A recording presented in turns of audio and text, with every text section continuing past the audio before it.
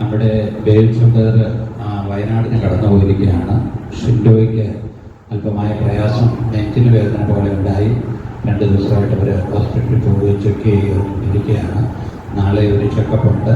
അപ്പോൾ അവരവിടെ ഉണ്ടെങ്കിൽ വീട്ടിൽ ആളില്ലാത്തതുകൊണ്ട് അവരവിടെ ആയിരിക്കുകയാണ്. അതുപോലെ തന്നെ നമ്മുടെ സണ്ണി ബ്രദറിൻ്റെ മകന് ഇന്നിപ്പോൾ രാവിലെ റെയിൽവേ സ്റ്റേഷനിൽ അവർ കുടുംബമായിട്ട് വരും. അവരെ കൊണ്ടുപോകാൻ വേണ്ടി അവർ കടന്നു പോയിരിക്കുകയാണെന്ന് അറിയിക്കാനിടയായി തീർന്നു. വിശേഷിച്ച് ഷിൻഡോയ്ക്ക് വേണ്ടി പ്രാർത്ഥിക്കണമെന്ന് ഓർപ്പിക്കുന്നു. ദൈവമേ സഹായിക്കട്ടെ. സ്തോത്രം.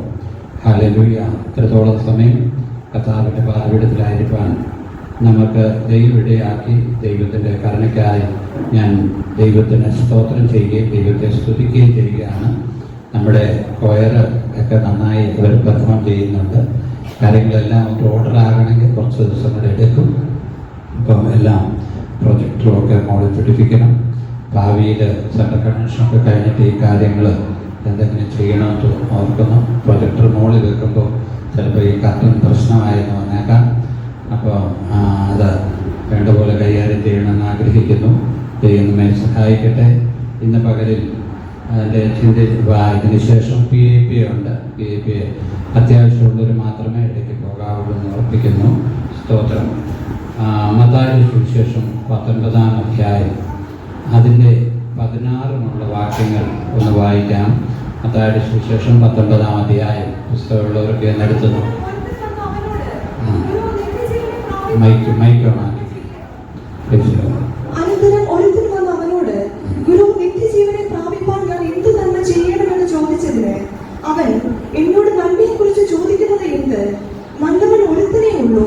ജീവനിൽ കടപ്പാൻ ഇച്ഛിക്കുന്നു എങ്കിൽ കൽപ്പനകളെ പ്രമാണിക്ക എന്ന് അവനോട് പറഞ്ഞു. ഏവ എന്ന് അവൻ ചോദിച്ചതിന് യേശു, കൊല ചെയ്യരുത്, വ്യഭിചാരം ചെയ്യരുത്, മോഷ്ടിക്കരുത്, കള്ളസാക്ഷ്യം പറയരുത്, അപ്പനെയും അമ്മയെയും ബഹുമാനിക്കുക, കൂട്ടുകാരനെ നിന്നെ പോലെ തന്നെ സ്നേഹിക്കുക എന്നിവ തന്നെ എന്ന് പറഞ്ഞു. യൗവനക്കാരൻ അവനോട്, ഇവയൊക്കെയും ഞാൻ പ്രമാണിച്ചു പോരുന്നു, ഇനി കുറവുള്ളത് എന്ത് എന്ന് പറഞ്ഞു. യേശു അവനോട്, സൽഗുണപൂർണ്ണനാകുവാൻ ഇച്ഛിക്കുന്നു എങ്കിൽ നീ ചെന്ന് നിനക്കുള്ളത് വിറ്റ് ദരിദ്രർക്ക് കൊടുക്കാം, എന്നാൽ സ്വർഗത്തിൽ നിനക്ക് നിക്ഷേപം ഉണ്ടാകും. പിന്നെ വന്ന് എന്നെ അനുഗമിക്കുക എന്ന് പറഞ്ഞു. യൗവനക്കാരൻ വളരെ സമ്പത്തുള്ളവനാകിയാൽ ഈ വചനം കേട്ടിട്ട് ദുഃഖിച്ച് പോയി കളഞ്ഞു. കർത്താവായ യേശുക്രിസ്തുവിന്റെ അടുക്കൽ ഒരു മനുഷ്യൻ വന്നിട്ട് ചോദിക്കുന്ന ഒരു ചോദ്യമാണ് ഈ നമ്മളിവിടെ വായിച്ചത്. നമ്മളിവിടെ വായിക്കുമ്പോൾ സ്തോത്രം, അവൻ വന്ന് ചോദിക്കുന്ന ഒരു കാര്യമാണ്. അനന്തരം ഒരുത്തൻ വന്ന് അവനോട്, ഗുരു, നിത്യജീവനെ പ്രാപിപ്പാൻ ഞാൻ എന്ത് ചെയ്യണം? സ്തോത്രം. അപ്പോൾ ഇവിടെ ഈ ലോകത്തിൽ ജീവിക്കുമ്പോൾ തന്നെ നിത്യജീവൻ എന്നുള്ള ഒരു ചിന്ത, നിത്യജീവൻ എന്നുള്ളൊരു കൺസെപ്റ്റ് നമ്മൾ ചിന്തിക്കണം. നമ്മളിവിടെ 60-70 വർഷം ജീവിച്ചിരുന്ന നമ്മുടെ ആയുസ് അതുകൊണ്ടങ്ങ് തീരും. അത്രയും കാലം കഴിയുമ്പോൾ തീരും. പക്ഷേ നിത്യജീവൻ, എവർലാസ്റ്റിംഗ് ലൈഫ്, നിത്യജീവനാണ് ഏറ്റവും പ്രാധാന്യമായിരിക്കുന്നത്. നമ്മൾ ഈ വചനം പഠിക്കുന്നതിൻ്റെ ഉദ്ദേശവും ഭൗതിക നന്മകൾക്ക് വേണ്ടിയല്ല. ഭൗതിക നന്മ പുറകെ പോകുന്നോളും നിത്യജീവനാണ് നമ്മുടെ എല്ലാവരുടെയും പ്രഥമമായ കാര്യം. നമ്മുടെ വിശ്വാസത്തിൽ വന്നതിൻ്റെ കാര്യം എന്തെങ്കിലും നന്മ ലഭിക്കാൻ വേണ്ടിയല്ല. പലരും അങ്ങനെ ചിന്തിക്കുന്നവരുണ്ട്. നന്മ ലഭിക്കുന്നവർക്ക് ലഭിക്കട്ടെ, സ്തോത്രം. നന്മ ദൈവത്തിന് പ്രസാദം തോന്നുന്നവർ അനുഭവിക്കട്ടെ, സ്തോത്രം. ഹല്ലേലൂയ. പക്ഷേ ഇതൊന്നും ഇല്ലാത്തവരുണ്ട്. ആദിവാസികളുടെ ഇടയിൽ കർത്താവിനെ സേവിക്കുന്നവർ ഇഷ്ടംപോലെ ആളുകളുണ്ട്. ഒരു കട്ടിലില്ല അവർക്ക്, ഒരു നല്ല വീടില്ല, ഒരു വീട്ടിന് അടപ്പില്ല. എങ്കിലും അവർ ആ വനത്തിലുമൊക്കെ ഇരുന്ന് ദൈവത്തെ ആരാധിക്കുന്ന ആളുകളുണ്ട്. അവർക്ക് അതിൻ്റെതായ സന്തോഷം അനുഭവിച്ചാണ് അവർ പോകുന്നത്. സ്തോത്രം. ഹല്ലേലൂയ. ഏറ്റവും വലുതായ കാര്യം നിത്യജീവനാണ്. ഹല്ലേലൂയ. നമ്മൾ ഒന്ന് ചിന്തിച്ചു നോക്കി. നമ്മുടെ ചെറുപ്പം മുതലുണ്ടായിരുന്ന, ഞാൻ ഇന്നാൾ ഓർപ്പിച്ചു, നമ്മളെ പഠിപ്പിച്ച സാറുമാർ പോലും ഇപ്പം പലരും ഇല്ല. എല്ലാവരും പോയി. നമ്മളെ പഠിപ്പിച്ച സൺഡേ സ്കൂൾ അധ്യാപകരില്ല, അവരും പോയി. നമുക്കറിയാവുന്ന ആളുകൾ നമ്മുടെ അയൽവക്കത്തുണ്ടായിരുന്ന പഴയ അച്ഛന്മാരും അമ്മച്ചിമാരും ആരുമില്ല. എല്ലാവരും ഇവിടെ വിട്ടുപോയി. ഹല്ലേലൂയ. ഒരാൾക്കും ഇവിടെ നിൽക്കാൻ കഴിയത്തില്ല. നമ്മളും ഇവിടെ വിട്ടുപോകും. സ്തോത്രം. നമ്മൾ ഇവിടെ വിട്ടുപോയേ പറ്റത്തുള്ളൂ. ഇവിടെ നമുക്ക് നിൽക്കാൻ കഴിയത്തില്ല. പക്ഷേ നമ്മൾ ഈ ലോകത്തിലായിരിക്കുമ്പോൾ നമ്മളെ കൊണ്ട് ചെയ്യാൻ കഴിയുന്ന കാര്യങ്ങൾ നാം ചെയ്യുക, നമ്മളെ കൊണ്ട് ചെയ്യാൻ പറ്റുന്ന കാര്യങ്ങൾ നാം ചെയ്യുക. അല്ല, നമ്മൾ ഈ ലോകത്ത് നമ്മുടെ ഡ്യൂട്ടികളുണ്ട് കേട്ടോ. എല്ലാവരും മാതാപിതാക്കൾക്ക് അവരുടെ ഡ്യൂട്ടി ഉണ്ട്. കുഞ്ഞുങ്ങളുടെ കാര്യം നോക്കുക എന്നുള്ള കാര്യങ്ങളെല്ലാം അവരുടെ ഡ്യൂട്ടിയാണ്, നമ്മുടെ കർത്തവ്യമാണ്. നമ്മൾ ആ കർത്തവ്യം ചെയ്യേണ്ടത് ആവശ്യമാണ്. എന്നാൽ ഈ കർത്തവ്യത്തിനിടയിലും സ്തോത്രം ശ്രദ്ധിക്കേണ്ടത് നിത്യജീവനാണ്. എന്ന് വെച്ചാൽ എന്നേക്കുമുള്ള ജീവൻ. സ്തോത്രം, ഹല്ലേലൂയ. നമ്മൾ ഈ ലോകത്തിൽ മാറ്റപ്പെട്ടാലും നമ്മൾ അറിയേണ്ട ഒരു കാര്യമുണ്ട്, നമ്മൾ കർത്താവിന്റെ സന്നിധിയിൽ പ്രസന്റാണ്. ഹല്ലേലൂയ. കർത്താവിനെ നമ്മൾ ജീവിച്ചിരുന്നാലും സ്തോത്രം മരിച്ചാലും കർത്താവിന് എങ്ങനെയാണ്? ഒരുപോലെ അവന്റെ സന്നിധിയിൽ നമ്മൾ പ്രസന്റാണ്. നമ്മൾ ഈ ലോകത്ത് ജീവിക്കുമ്പോൾ നമ്മുടെ കാര്യത്തിന് വേണ്ടിയാണ് നമ്മൾ ഇവിടെ ആയിക്കൊണ്ടിരിക്കുന്നത്. നമ്മുടെ വീട്, നമ്മുടെ കാര്യം, നമ്മുടെ ഭാര്യ, നമ്മുടെ മക്കൾ, നമ്മുടെ കുഞ്ഞുങ്ങൾ, ആ ഇതിലാണ് നമ്മൾ ആയിക്കൊണ്ടിരിക്കുന്നത്. സ്തോത്രം, ഹല്ലേലൂയ. സ്തോത്രം, ഹല്ലേലൂയ. നമ്മൾ ശ്രദ്ധിക്കണം, നമ്മളെല്ലാവരും രാവിലെ എഴുന്നേറ്റ് സ്തോത്രം ചെയ്യുന്നതാണ്. അപ്പോൾ നമ്മൾ ഈ അമൃതയോഗത്തിനൊക്കെ നമ്മൾ പറയാറുണ്ട്, കർത്താവ് 1 വർഷം കൂടെ ജീവിപ്പാൻ എന്ത് ചെയ്തു? കൃപ. നിങ്ങൾ എന്നോടൊപ്പം ഒന്ന് വന്നേ. 1 വർഷം കൂടെ ജീവിപ്പാൻ കൃപ നൽകി. ഈ 1 വർഷം കൂടെ ജീവിച്ചിട്ട് എന്തോ ചെയ്യും? അത് ചിന്തിച്ചിട്ടുണ്ട്. കുറെ ആശുപത്രി പോവും, കുറെ കിളയ്ക്കും, കുറെ കഷ്ടപ്പെടും, കുറെ വിയർക്കും, കുറെ കൂട്ടുണ്ടാക്കും. ഇതൊക്കെ സത്യം അങ്ങനെയും കൂടെ ഒന്ന് ചിന്തിച്ചേ. സ്തോത്രം, ഹല്ലേലൂയ. എന്നാൽ ദൈവത്തിൽ പ്രത്യാശയുള്ളവന് ഏറ്റവും വലുത് നിത്യതയാണ്. ഹല്ലേലൂയ. നിത്യതയാണ് വലുത്. നമ്മുടെ കക്കാടിൽ ഉണ്ടായിരുന്ന ലജിബദർ നമുക്ക് പലർക്കും അറിയാം. ലജിബദർ ഇവിടെ വന്ന നമ്മുടെ സഭയിൽ വന്നപ്പോൾ തന്നെ ഞാൻ അദ്ദേഹത്തോട് പറഞ്ഞു, നിങ്ങൾ വലിയ സെന്ററിലാണ് നിൽക്കുന്നത്, അങ്ങോട്ട് പൊക്കോ. കാരണം ഞങ്ങളുടെ സെന്റർ ഒന്ന് ചെറുതാണ്, ഇതായി വരുന്നേ ഉള്ളൂ. ഞാൻ സെന്റർ പാസ്റ്റൊന്നും ആയിട്ടില്ല. അപ്പോൾ ഞാൻ പരമാവധി ഒഴിവാക്കിയതാണ്. അവർ പോയി. പിന്നെ അവരൊരു ദർശനപ്രകാരം ഇവിടെ വന്ന് ലജിബദർ വന്നപ്പോൾ മുതൽ അദ്ദേഹം പറഞ്ഞുകൊണ്ടിരുന്ന, പാസ്റ്ററെ നമ്മുടെ കല്ലറ എവിടാ, നമുക്ക് മരിച്ചാൽ എവിടാ നമ്മളെ അടക്കുന്നത്? അദ്ദേഹം ഇങ്ങനെ എന്നോട് ചോദിച്ചുകൊണ്ടിരിക്കുമായിരുന്നു. അപ്പോൾ ഞാൻ പറഞ്ഞിട്ട് ഇവരെ നമുക്ക് കയ്യിൽ സംവിധാനമുണ്ട്, പുത്തക്കുരിശിലൊന്നും ഇല്ല. അപ്പോൾ അതിനുള്ള സംവിധാനമുണ്ട്, കുഴപ്പമൊന്നുമില്ല.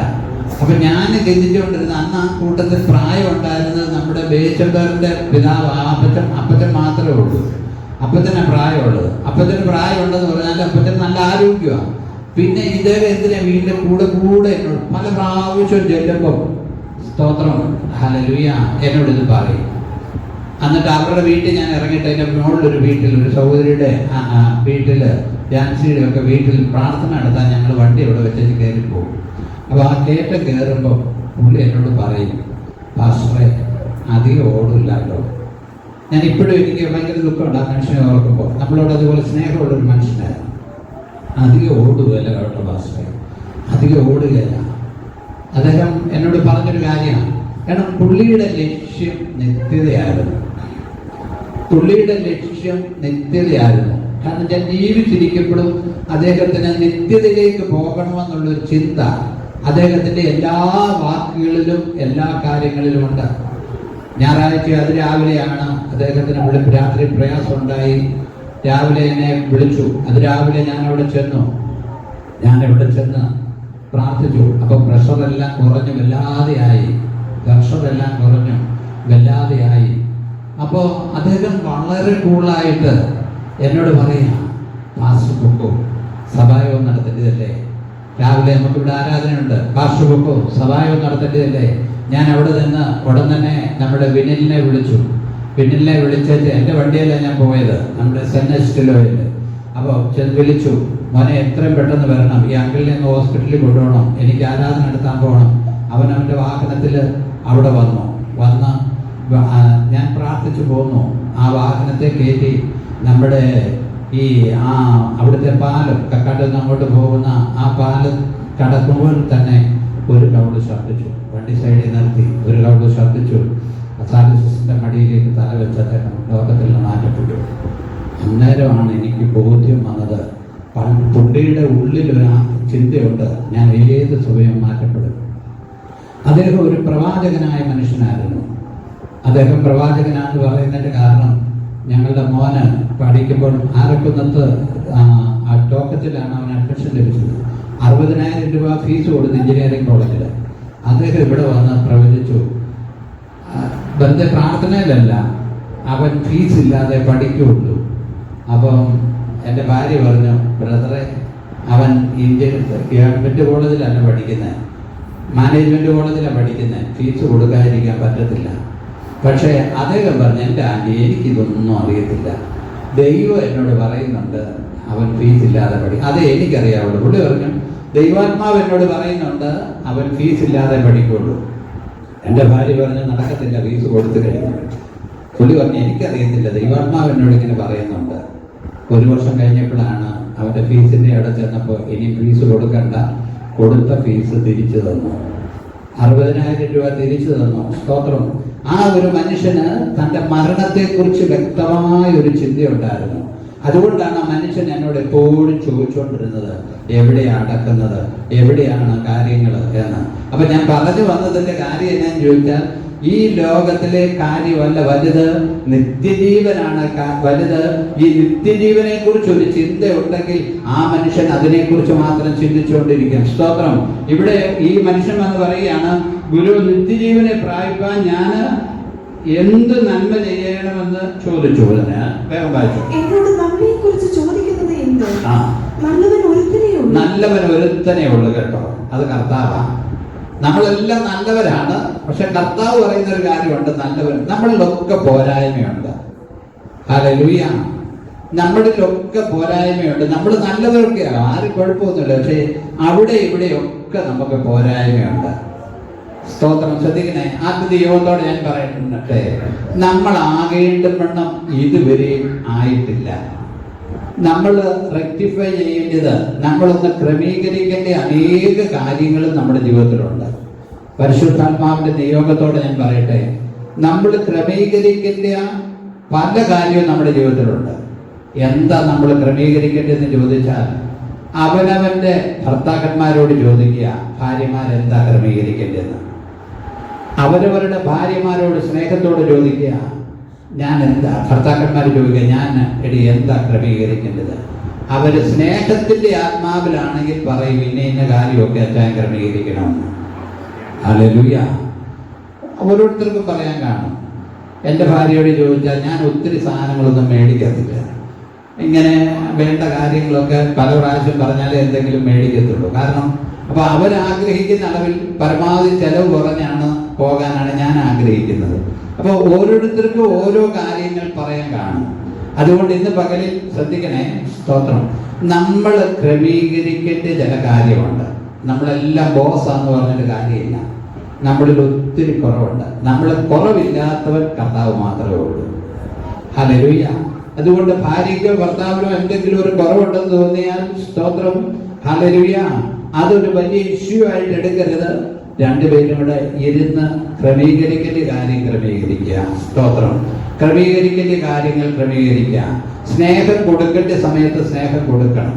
കരുതലിന്റെ സമയത്ത് കരുതണം. Praise the Lord. അത് ശ്രദ്ധിക്കണം. ഭാര്യ ഭർത്താവിന്റെ ബന്ധത്തെക്കുറിച്ച് പറയുന്നത് പോറ്റി പുലർത്തണമെന്നാണ് പറയുന്നത്. സ്തോത്രം. അപ്പൊ നമ്മൾ ശ്രദ്ധിക്കണേ. സ്തോത്രം. അപ്പൊ നല്ലവൻ ഒരുവനേ ഉള്ളൂ. അതാരാണ്? നമ്മുടെ കർത്താവാണ്. അടുത്തത് പറയാണ്, ജീവനിൽ കടക്കാൻ. സ്തോത്രം. ഇപ്പൊ ഇവന് ജീവനില്ലേ? എല്ലാവരും ശ്രദ്ധിച്ചേ. ഇവൻ ജീവനുണ്ട്. ഇവൻ ജീവനുള്ളവൻ തന്നെയാ. പക്ഷെ കർത്താവ് പറഞ്ഞ ജീവൻ ഏതാ? നിത്യജീവൻ. ഹല്ലേലൂയ. നമ്മുടെ ഏറ്റവും വലുതായ കാര്യം നിത്യജീവനാ.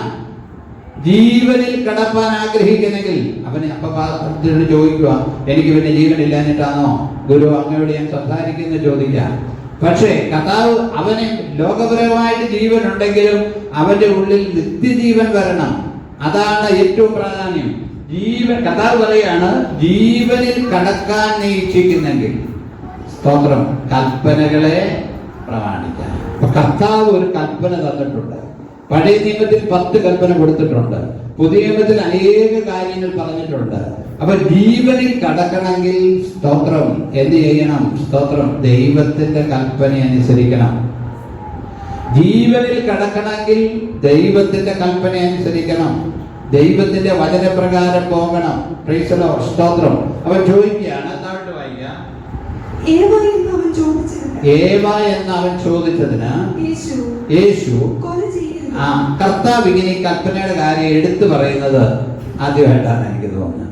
ന്യായപ്രമാണത്തിൽ കൊടുത്തിട്ടുണ്ടെങ്കിലും കർത്താവ് ഈ കൽപ്പനയെ കുറിച്ച് പറയുകയാണ്, കൊല ചെയ്യരുത്. സ്തോത്രം. Hallelujah, hallelujah. ശ്രദ്ധിക്കണേ, കൊലപാതകികൾ ഒരിക്കലും ദൈവരാജ്യത്തിൽ പോകാൻ കഴിയത്തില്ല. ഹല്ലേലൂയ. ശ്രദ്ധിക്കണം, കൊലപാതകികൾക്ക് ദൈവരാജ്യത്തിൽ പോകാൻ കഴിയത്തില്ല. കൊല ചെയ്യരുത്, വ്യഭിചാരം ചെയ്യരുത്. കർത്താവിന്റെ കൽപ്പനയാണ്. നമ്മൾ ഇപ്പൊ കർത്താവ് പുതിയ നിയമത്തിലേക്ക് വരുമ്പോൾ ശാരീരികമായ കാര്യത്തെ കുറിച്ച് പറയുമ്പോൾ ഹൃദയം കൊണ്ട് ഒരു ഇതുണ്ടായാലും അത് വ്യഭിചാരമെന്ന് കർത്താവ് പറയുന്നത്. അപ്പൊ നമ്മൾ എന്തോരം ഭയത്തോടെ ആയിരിക്കണം. കൊല ചെയ്യരുത്, വ്യഭിചാരം ചെയ്യരുത്, മോഷ്ടിക്കരുത്. സ്തോത്രം. മറ്റൊരുവന്റെ ഒരു വസ്തുവും നമ്മൾ മോഷ്ടിക്കരുത്. കൊച്ചു പിള്ളേരെ ശ്രദ്ധിച്ചോണം. ഒരുത്തന്റെ ഒരു പെൻസിലോ പേന പോലും നമ്മൾ അടിച്ചെടുക്കരുത്. മറ്റൊരുത്തന്റെ ഒരു വസ്തു എടുക്കരുത്.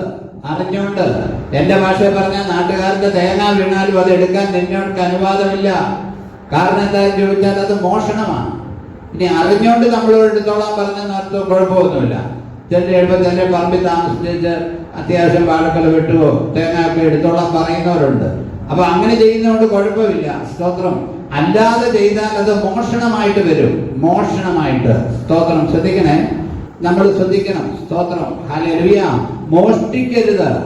അടുത്തത് കള്ളസാക്ഷ്യം പറയരുത്. സ്തോത്രം. കർത്താവ് പറയുന്ന കേട്ടോ, യേശു കർത്താവ് തിരുവായി മൊഴിഞ്ഞ് പറയുന്ന കാര്യമാണ്. ചില ഇംഗ്ലീഷ് ബൈബിളില് ഈ ഭാഗമെല്ലാം ചുമന്ന പക്ഷി കൊണ്ടാണ് എഴുതിയിരിക്കുന്നത്. എന്ത് ചെയ്യരുത്? കള്ളസാക്ഷ്യം പറയരുത്. Praise the Lord. ഹല്ലേലൂയ. സ്തോത്രം. ഹല്ലേലൂയ. നമ്മൾ അറിഞ്ഞും അറിയാതെ കള്ളസാക്ഷ്യങ്ങൾ പറയും. ഹല്ലേലൂയ. കള്ളക്കാര്യങ്ങൾ പറയും. നമ്മൾ ശ്രദ്ധിക്കണേ. നമ്മളിപ്പോ ഓരോ കാര്യം ചെയ്യുമ്പോൾ ബിസിനസ്സാണ്, ബിസിനസ്സിൽ ലാഭമുണ്ട്, അതായത് ദൈവം വെച്ചിരിക്കുന്ന ഒരു വ്യവസ്ഥയുണ്ട്. ആ രീതിയിൽ നമുക്ക് പോകാം. അതല്ലാത്ത രീതിയിൽ പോയി കഴിഞ്ഞാൽ ശരിയാകത്തില്ല. സ്തോത്രം. നമ്മുടെ ന്യായമായ ഒരു ലാഭം നമുക്ക് ഏത് കാര്യത്തിലും എടുക്കാം. അല്ലാത്ത രീതിയിൽ സ്തോത്രം നമ്മൾ ചെയ്താൽ അത് പാപമാണ്. സ്തോത്രം. ഹല്ലേലൂയ. നമ്മൾ ശ്രദ്ധിക്കണേ. ഈ തുണിക്കടയിലൊക്കെ കയറി കഴിഞ്ഞാൽ 10,000 രൂപയുടെ സാരി എന്ന് പറഞ്ഞാൽ അവരങ്ങ് പാചകം അടിക്കും. ഈ 10,000 രൂപ എന്ന് പറഞ്ഞു കഴിഞ്ഞാൽ അതിന് 3,000 രൂപ പോലും വിലയില്ലെന്നുള്ളതാണ് വാസ്തവം. പക്ഷെ പറഞ്ഞ് നമ്മളെ എന്ത് ചെയ്യുവാണ്? അങ്ങ് പറ്റിക്കുക. പറഞ്ഞ് നമ്മളെ പറ്റിക്കുന്നവരുണ്ട്. ഈ പശുക്കച്ചവടമൊക്കെ നടത്തുമ്പോൾ പറഞ്ഞ് പറ്റിക്കുക. ചിലർ പറയുന്നതിനെ ചോദിച്ചാൽ, ഞാൻ 45,000 രൂപയ്ക്ക് മേടിച്ച പശുവാ ഞാൻ വണ്ടിയെ കയറ്റി കൊണ്ടുവന്നു. അപ്പൊ സത്യത്തിൽ അതിന് 20,000 പോലും കൊടുത്ത് കാണത്തില്ല. പക്ഷെ കള്ളം പറയും. ബിസിനസ് ചെയ്തു, പക്ഷെ ആവശ്യമില്ലാത്ത കള്ളത്തരം പറയരുത്. നമ്മൾ ശ്രദ്ധിക്കണം. ബിസിനസ്സിൽ ലാഭമുണ്ട് ഇല്ലെന്നല്ല ഞാൻ പറഞ്ഞത്. ആവശ്യമില്ലാത്ത കള്ളത്തരം ആണയിട്ട് പറയും. വളരെ ശ്രദ്ധിക്കണം. കള്ളസാക്ഷ്യം എന്ത് ചെയ്ത് അങ്ങനെയുള്ള കാര്യങ്ങളിൽ നമ്മൾ ബന്ധപ്പെടാൻ പോകാത്തതാണ് നല്ലത്. കള്ളസാക്ഷ്യം പറയരുത്. അടുത്തത് അത് ഏറ്റവും പ്രധാനപ്പെട്ട കാര്യമാണ്. അപ്പനെയും അമ്മയെയും ബഹുമാനിക്കാം. അപ്പനെയും അമ്മയും ബഹുമാനിക്കാതെ ഒരുത്തൻ സ്വർഗത്തിൽ പോകാൻ വെച്ചാൽ നടക്കത്തില്ല കേട്ടോ. ഒരിക്കലും പോകാൻ പറ്റത്തില്ല. അപ്പനെയും അമ്മയും ബഹുമാനിക്കാത്തവർക്ക്, മാതാപിതാക്കളെ ബഹുമാനിക്കുകയും സ്നേഹിക്കുകയും ചെയ്യാത്തവർക്ക് ദൈവരാജ്യത്തിൽ പോകാൻ പറ്റത്തില്ല. കാരണം എന്താണെന്നറിയാവോ? ഈ കൽപ്പന വെച്ചാണ് നമ്മളെ ന്യായം വിധിക്കുന്നത്. പുസ്തകങ്ങൾ തുറന്നു എന്ന് പറയുമ്പോൾ എന്ത് ചെയ്യും? ഈ പുസ്തകം തുറക്കും. ഇത് പുസ്തകം. അപ്പനെ മാതാപിതാക്കളെ ചീത്ത വിളിക്കുന്ന മക്കളുണ്ട്. മാതാപിതാക്കളെ ഓടിച്ചിട്ടുന്ന തല്ലുന്നവരെ നമ്മൾ കണ്ടിട്ടുണ്ട്. മാതാപിതാക്കളെ കട്ടിലേന്നെടുത്ത് താഴോട്ട് എറിയുന്ന മരുമക്കളെ ഞാൻ കണ്ടിട്ടുണ്ട്. എന്നുവെച്ചാൽ നമ്മൾ മാധ്യമങ്ങളിൽ കൂടെ കണ്ടിട്ടുണ്ട്. മരുമക്കൾ കാരണം ചുമച്ചും ഒരച്ചും കട്ടിലേ കിടക്കുക, എടുത്ത് പറമ്പിലോട്ട് ഇടിച്ച് കളയുന്നതൊക്കെ നമ്മൾ കണ്ടിട്ടുണ്ട്. അപ്പൊ നമ്മൾ ശ്രദ്ധിച്ച്, ഇങ്ങനെ ചെയ്യുന്ന ആളുകൾക്ക് ദൈവരാജ്യത്തിൽ പോകാൻ കഴിയത്തില്ല. സ്തോത്രം. ഹല്ലേലൂയ. അപ്പൊ മാതാപിതാക്കളെ ബഹുമാനിക്കാത്തവര്. അടുത്തത്. അപ്പൊ നിത്യജീവനെ കുറിച്ചാണ് പറഞ്ഞുകൊണ്ടിരിക്കുന്നത് കേട്ടോ. നിത്യജീവനെ കുറിച്ച് പറഞ്ഞുകൊണ്ടിരിക്കുമ്പോ പറയുകയാണ്, മാതാപിതാക്കളെ ബഹുമാനിക്കാം, കൂട്ടുകാരനെ നിന്നെപ്പോലെ തന്നെ സ്നേഹിക്കുക എന്നിവ തന്നെ എന്ന് പറഞ്ഞു. യൗവനക്കാരൻ അവനോട്, ഇതൊക്കെ ഞാൻ പ്രമാണിച്ചു പോരുന്നുണ്ട്. നല്ല പക്ക മനുഷ്യനാണ്. കാരണം ഇത്രയും കാര്യം പ്രമാണിക്കാന്ന് പറഞ്ഞാൽ സാധാരണ നമ്മളത് വെച്ച് മാർക്കറ്റ് നോക്കിയാൽ ഈ നമ്മുടെ ബയോക്കസ് നടക്കുന്നുണ്ട് സഹോദരിമാരുടെ ഭയങ്കര ഉത്സാഹത്തോടെ ഇവിടെ 10 മാർക്ക് കഴിഞ്ഞ ദിവസം വട്ടൂരിൽ ഞങ്ങളുടെ ഓമന സിസ്റ്ററിന്റെ സന്തോഷം കേട്ടിട്ട് എനിക്ക് സഹിക്കാൻ മേലാത്ത 10 മാർക്ക് മേടിച്ചു. ഞാനന്ന് അഭിനന്ദിക്കാൻ വിളിച്ചായിരുന്നു. നല്ല ഗംഭീരമായിട്ട് ഇവരുടെ ബയോക്കസ് മത്സരം നടക്കുക. അതുകൊണ്ട് ഇപ്പോൾ ഒരു ദിവസം ആബ്സെന്റ് ആയാൽ പുറകെ പോകുന്നു. അത് വളരെ ശ്രദ്ധിച്ചോണം. ആബ്സെന്റ് വന്നാൽ മാർക്ക് പോകും. കാരണം 10 മാർക്ക് കയറി വരും. അതുകൊണ്ട് ആബ്സെന്റ് ആകാതിരിക്കാൻ സഹോദരിമാര് ശ്രദ്ധിച്ചോണം. സ്തോത്രം, ഹല്ലേലൂയ, സ്തോത്രം. പ്രിയമുള്ളവരെ, സ്തോത്രം ശ്രദ്ധിക്കണേ. താഴ്ത്തു വായിച്ച് സ്തോത്രം. യവനക്കാരൻ അവനോട് ഇവയൊക്കെ ഞാൻ പ്രമാണിച്ചു ഞാൻ എന്ത് ചെയ്യാ? പ്രമാണിച്ച് പോരുന്നു. സ്തോത്രം. അത് പ്രമാണിക്കുക എന്ന് പറഞ്ഞാൽ ചെറിയ കാര്യമല്ല. ഈ കൽപ്പനയെല്ലാം പ്രമാണിക്കുക എന്ന് പറഞ്ഞാൽ ചെറിയ കാര്യമൊന്നുമല്ല. എല്ലാം അവൻ പ്രമാണിച്ചു പോരുന്നുണ്ട്. ഇനി കർത്താവിനോട് ചോദിക്കുക കുറവുള്ളത് എന്താണ്. ഇത്രയും ക്ലിയർ ആയ മനുഷ്യനാണ്. അപ്പൊ ആ കർത്താവിന്റെ സ്കാനറിൽ ഇവൻ വന്നു കഴിഞ്ഞപ്പോ കർത്താവിന് മനസ്സിലായ ഒരു കാര്യമുണ്ട്. ഇവൻ നമ്പർ 1 ദ്രവ്യാഗ്രഹിയാണ്. കർത്താവിന് മനസ്സിലായി. ബാക്കി എല്ലാം അവൻ ഓക്കെയാ. ഈ ഒരു കാര്യം പറഞ്ഞില്ല. ബാക്കി എല്ലാ കാര്യത്തിലും അവൻ ഓക്കെയാ. പക്ഷേ കർത്താവിന്റെ അഗ്നിജാലിക്കുന്ന കണ്ണുണ്ടോണ്ട് നോക്കിയപ്പോൾ അവൻ എന്താണ്? ദ്രവ്യാഗ്രഹിയാണ്. സ്തോത്രം. ആ കാരണം ദ്രവ്യാഗ്രഹം സകലവിധ ദോഷത്തിനും കാരണമാണ്. ദ്രവ്യാഗ്രഹം സകലവിധ ദോഷത്തിനും കാരണമാണ് പ്രിയമുള്ളവരെ. സ്തോത്രം. അതുകൊണ്ട് ഇനി എനിക്കുള്ള കുറവ് എന്താണ്?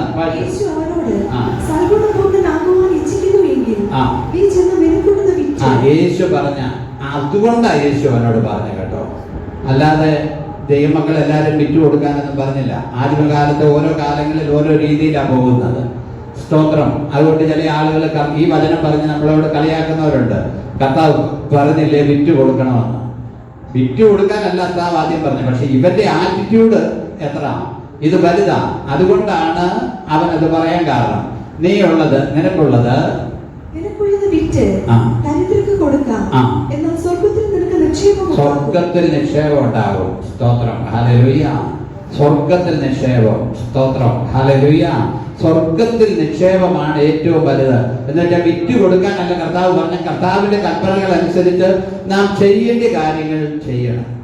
ദരിദ്രരോട് നാം കൃപ കാട്ടണം. സ്തോത്രം, ഹല്ലേലൂയ. നമുക്ക് ചെയ്യാൻ പറ്റുന്ന കാര്യങ്ങൾ നമ്മൾ ചെയ്യണം. ദൈവം പ്രസാദിക്കുന്ന ഒരു കാര്യമാണ്. സ്തോത്രം. അടുത്തതുള്ള വായിച്ച പിന്നെ വന്ന് എന്നെ അനുഗമിക്കാൻ പറഞ്ഞു. അപ്പൊ അവിടെ എഴുതിയിരിക്കുകയാണ് യൗവനക്കാരൻ വളരെ സമ്പത്തുള്ളവനാകയാൽ ഈ വചനം കേട്ടിട്ട് ദുഃഖിച്ചെന്ത് ചെയ്തു? പോയി. സ്തോത്രം. അതൊരു എത്രയും കാര്യം ചെയ്യുന്നുണ്ടെങ്കിലും നിത്യജീവൻ അവകാശമാക്കാൻ അവന് കഴിഞ്ഞില്ല. കൽപ്പന എല്ലാം അവൻ പ്രമാണിക്കുന്നുണ്ട്. അവൻ 100% ഓക്കെയാ. പക്ഷെ അവന്റെ ഹൃദയത്തിൽ മുറുകെ പറ്റുന്ന ദ്രവ്യാഗ്രഹത്തിന്റെ ആശ കർത്താവ് ഒരിക്കലും അവനോട് പറയത്തില്ലായിരുന്നു അങ്ങനെ. സ്തോത്രം, ഹല്ലേലൂയ. പക്ഷെ ഇവന്റെ ആശ ഇപ്പൊ നിത്യജീവനിൽ പോകണമെന്ന് ആഗ്രഹമുള്ള, സ്വർഗത്തിൽ നിക്ഷേപം വേണമെന്ന് ആഗ്രഹമുള്ളവനായിരുന്നെങ്കിൽ അത് ചെയ്തേനും. പക്ഷെ അവന്റെ ചിന്ത മുഴുവൻ ഈ ലോകത്തിലാണ്. പ്രിയമുള്ളവരെ, കർത്താവ് നമ്മെ കുറിച്ച് ആഗ്രഹിക്കുന്നത് നിത്യജീവൻ പ്രാപിപ്പാനാണ്. നമ്മളെ തന്നെ ആത്മശോധന ചെയ്യുക. ഏതെങ്കിലും കുറവുകളുണ്ടെങ്കിൽ കർത്താവ് നമ്മെ ക്ഷമിക്കട്ടെ. കർത്താവിനോട് നമുക്ക് ഏറ്റു പറയാൻ നമുക്ക് പ്രാർത്ഥിക്കാം. ഞങ്ങളെ അതിവാത്സല്യമായി സ്നേഹിക്കുന്ന സ്വർഗീയ പിതാവേ, നല്ല സമയത്തിനായി സ്തോത്രം. ദൈവമേ, ഈ കർത്തൃദിവസത്തെ തിരുമേനി